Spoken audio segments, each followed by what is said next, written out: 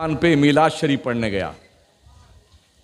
लोग कहते हैं ना वहां सऊदी में मिलाद नहीं होती है। जानते हो कौन है? बिन लादेन का बेटा औरूज बिन लादेन। मदीने शरीफ की ये पूरी इमारत और पूरी मार्केट जो नबी करीम के आस्ताने के करीब में बिल्डिंग, ये उसी ने बनवाई है, उसका ठेका उसी को मिला।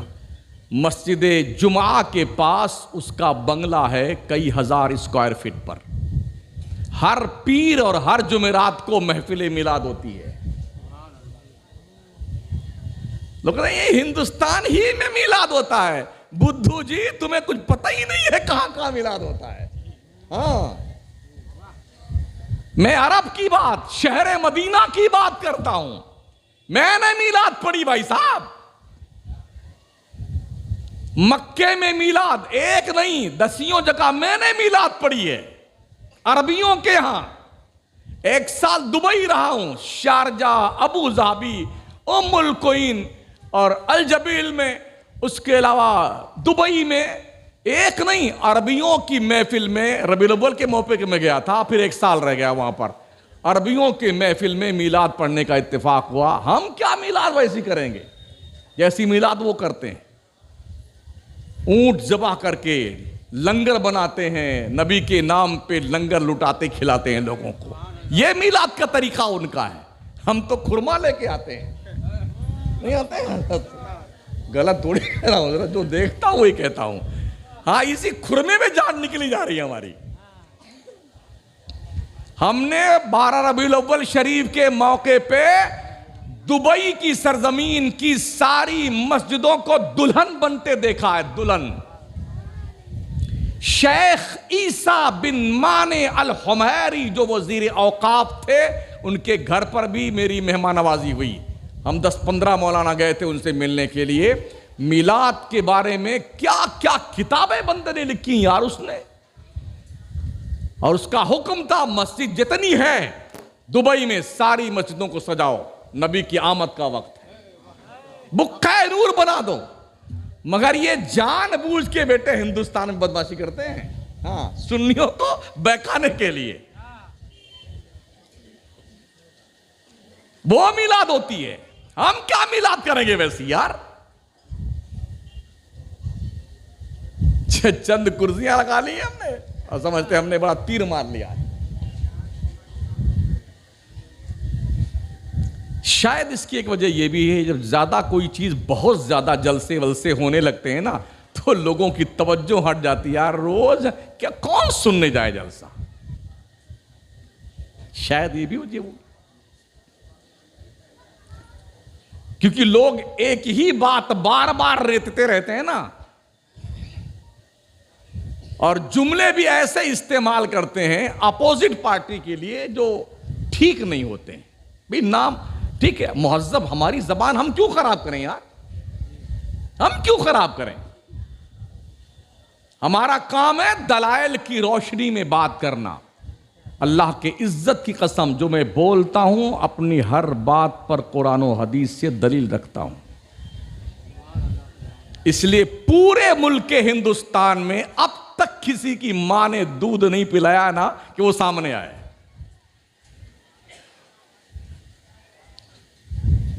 एक नाम सुना है मौलवी जर्जिस का? मकराने में उसका वो नाटका बंद किया ना, अब तक उसकी हिम्मत नहीं पड़े आने की मकराने में। बहुत चीखता चिल्लाता वो भी है, लेकिन उसकी औकात दिन में तारे दिखा दिए उसकी हमने। दीन सीखो, दीन। और दीन सीखने के लिए आपको अच्छे आलिम से राब्ता करना पड़ेगा, ढंग के आलिम से, जो अच्छे ढंग से पढ़ा हो, उससे राब्ता आपको कायम करना पड़ेगा। ऐसे तो भाई बहुत सारे घूमते फिरते रहते हैं, लेकिन उनसे दीन आप कम सीख पाएंगे। तो अर्ज कर रहा था साथियों, पहली जिम्मेदारी तो यह है कि ऐसी औरत से शादी करें जो आपके बच्चों की अच्छी मां बन सके। औरतें ऐसे शौहर से शादी करें जो उनके बच्चों का अच्छा बाप बन सके। अब उसके बाद यह जिम्मेदारी आपकी बनती है, जब बच्चे पैदा हों बच्चों की परवरिश हलाल रोजी से की जाए, हलाल रोजी से। हजरत फारूक आजम के दौर में एक आपका मामूल था कि दिन में हुकूमत की बागडोर संभालते थे, रात में मदीने में गश्त लगाते थे। कोई भूखा तो नहीं है, कोई प्यासा तो नहीं है, कोई परेशान हाल तो नहीं है, कोई काफिला तो नहीं आया है जो ऐसे सो गया है, कोई चोर उचक्का उनका माल लूट के भाग न जाए। हजरत उमर पूरी रात चक्कर लगा के मदीने में लोगों की हिफाजत पर मामूर, दिन में बंदगाने खुदा का काम करते थे और रात में अपने रब को राजी करने के लिए खुद की नेकियां करते थे। गुजर रहे थे एक गली से, एक घर के अंदर से आवाज आ रही थी। एक मां अपनी बेटी को समझा रही थी, अरे बेटी दूध में पानी मिला दे, दूध में पानी,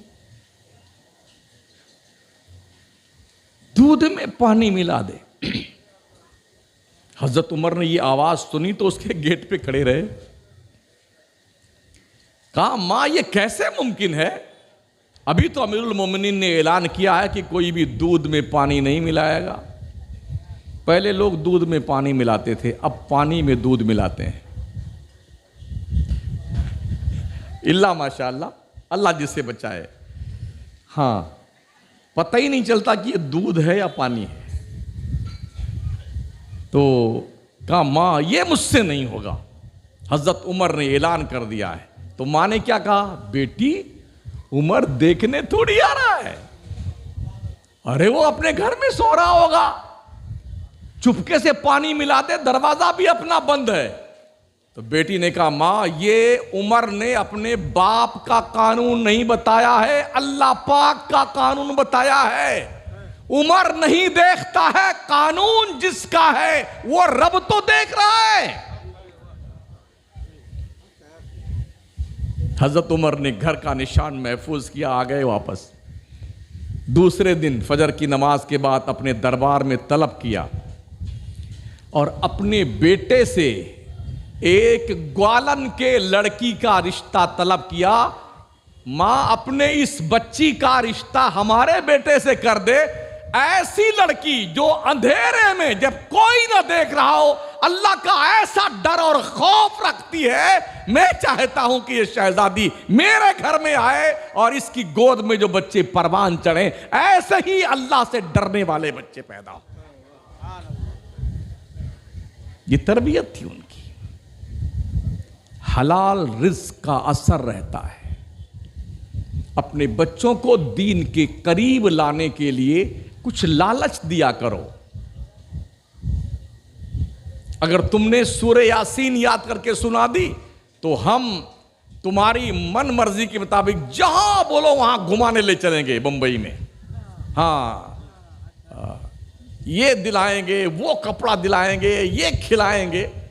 बच्चे का ज़ौक़ बढ़ेगा, हौसला पैदा होगा याद करने का। छोटी छोटी किताबें बहुत सारी बुक स्टॉल पे बिकती हैं मसाइल की, वो बच्चों को दे दो। ये पूरी किताब का मसला याद करके सुना देना, हम तुम्हें ये इनाम देंगे।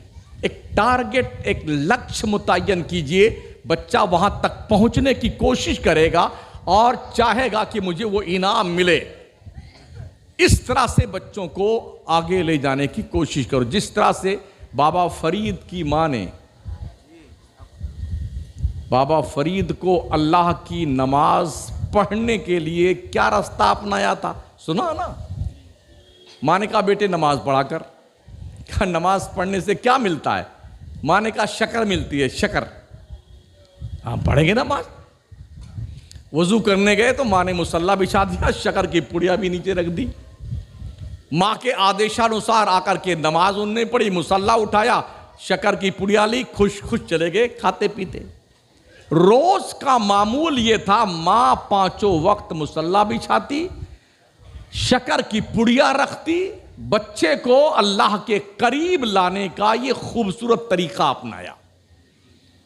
कुछ दिन गुजरे, एक दिन शिकार पे गए बाबा फरीद अपने दोस्तों के साथ। देर हो गई जंगल में, नमाज का वक्त आ गया।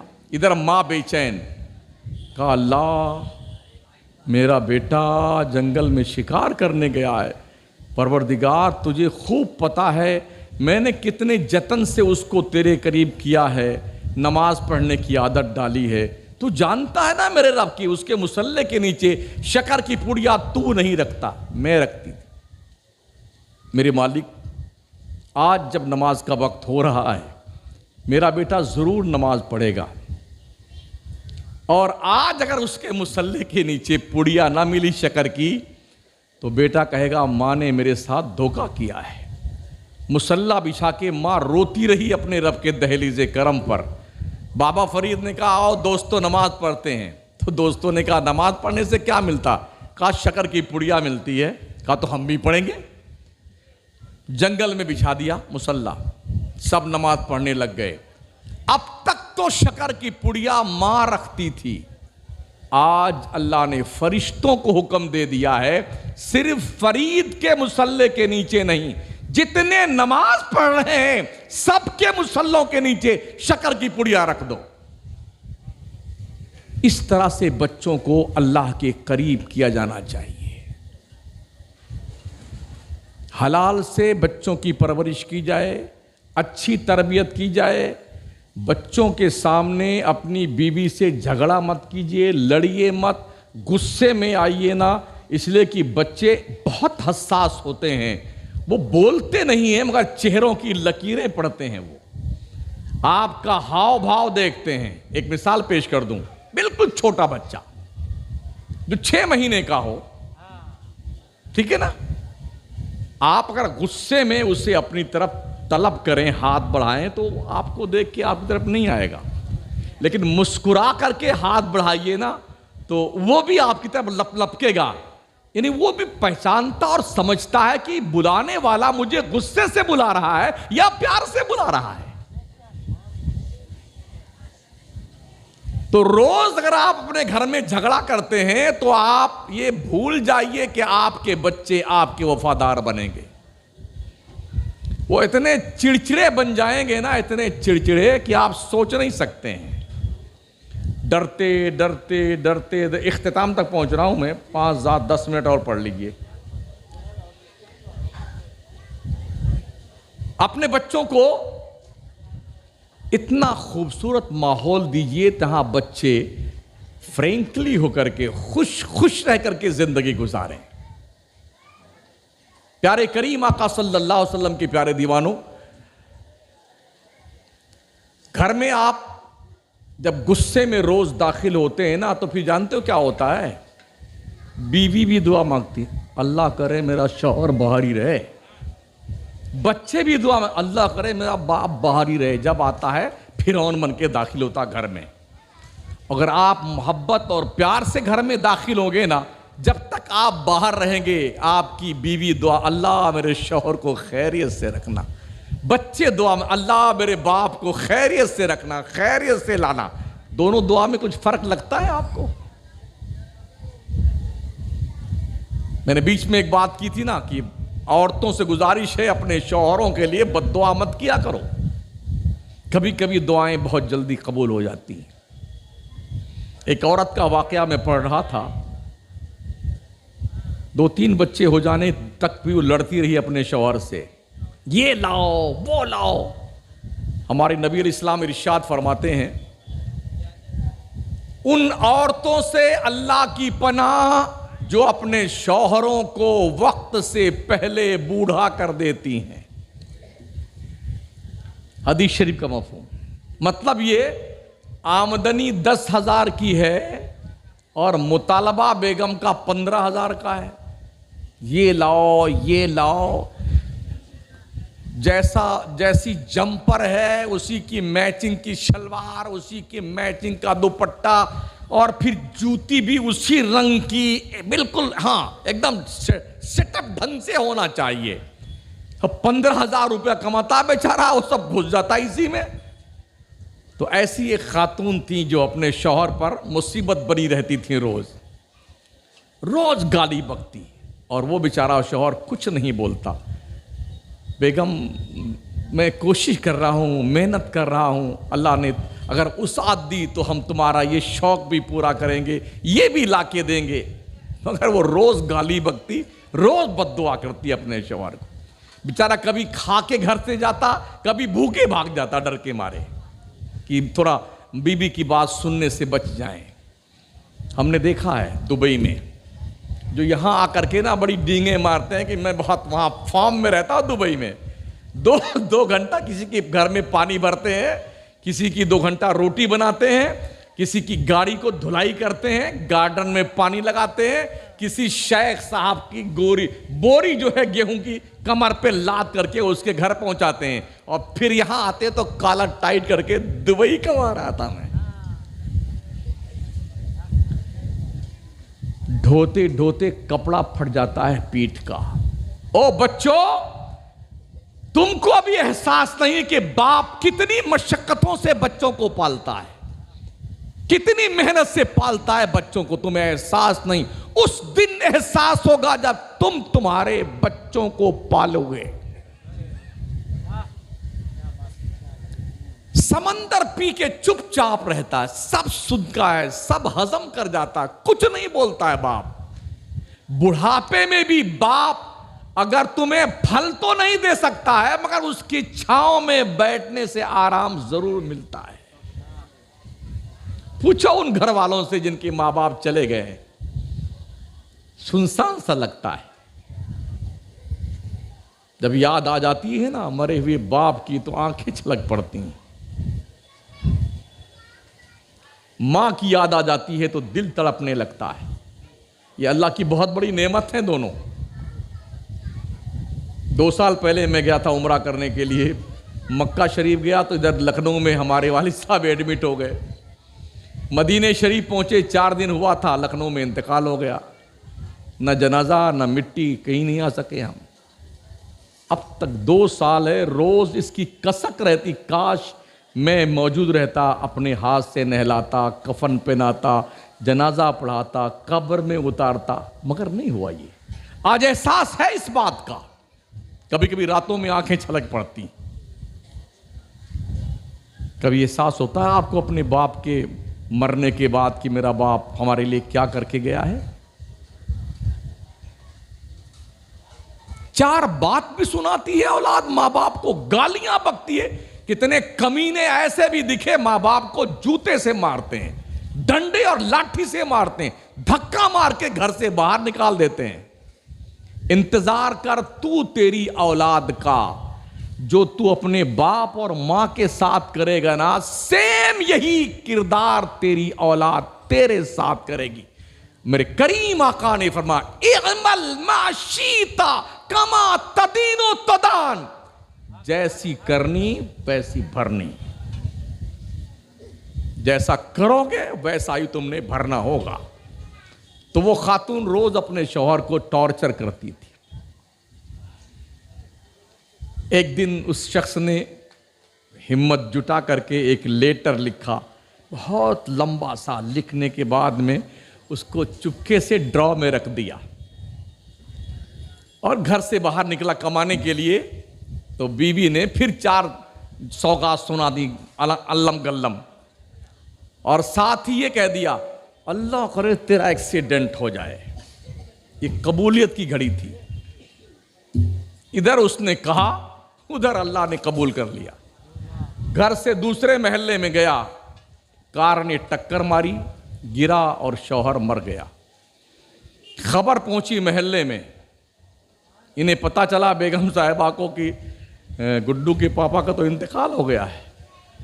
आप चीखते चिल्लाते रोते धोते, अरे उसका नाम अकबर था, अरे अकबर वापस आ जाओ, कुछ नहीं कहेंगे तो अब आएगा वो। जिंदगी तंग कर दी अपने शौहर की, अब मरने के बाद अकबर वापस आ जाओ, कुछ नहीं मांगूंगी, आप बिल्कुल नहीं कुछ कहोगे, अब पू पू करती रहे। इसलिए दोस्तों, साथियों, बुजुर्गों, बहुत संजीदगी के साथ हमें बहुत कुछ सोचने की, बहुत कुछ करने की जरूरत है। बुजुर्गों के कौल के मिसदाक, नेकी कर दरिया में डाल। भूल जाया करो किसी के साथ नेकी करके, इसलिए कि ये नेकियां जब हश्र में आप देखेंगे ना तो आपका दिल बल्लियों उछलेगा, अल्लाह मैंने ये नेकी तो की नहीं थी, इतनी ज्यादा कैसे हो गई। मेरे करीम आका फरमाते अगर किसी शख्स ने मस्जिद का एक तिनका सफाई की नीयत से उठा के बाहर कर दिया तो अल्लाह जैसे तुम में से कोई बंदा अपने बछड़े को पालता है ना, तुम्हारे उस तिनके को पालता है, ओहद के बाहर पहाड़ के बराबर वो नेकी हो जाती है। हम क्या कहते हैं, खादिम साहब सब तुम्हें करना है, सदर साहब तुम्हें नेकी नहीं चाहिए, सेक्रेटरी साहब तुम्हें नेकियां नहीं चाहिए, तुम अपने लिए तौहीन समझते हो अल्लाह के घर में सफाई करने की। लोगों के तलवे चाटते हो और अल्लाह के घर में सफाई करने में शर्म आती है। अपने खादिमों का हाथ बटाया करो सफाई में, ताकि तुम्हारा नाम नेकूकारों में लिखा जाए, नेकूकारों में, जालिमों में नाम ना लिखा जाए।